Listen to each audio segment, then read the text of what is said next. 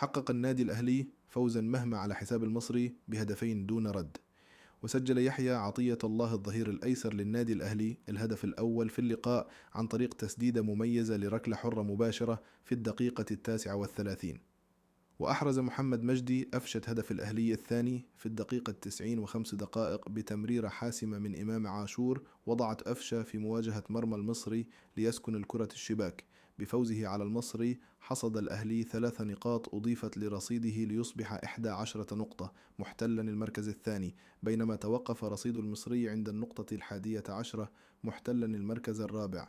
موعد مباراة الأهلية المقبلة في الدوري المصري، يحل فريق كرة القدم الأول بالنادي الأهلي ضيفا على إنبي ضمن مجريات الجولة السابعة من عمر بطولة الدوري المصري الممتاز مساء الاثنين 30 من ديسمبر 2024. وتلعب المباراة في تمام الساعة 5 مساء، وتنقل عبر قناة أون تايم سبورتس.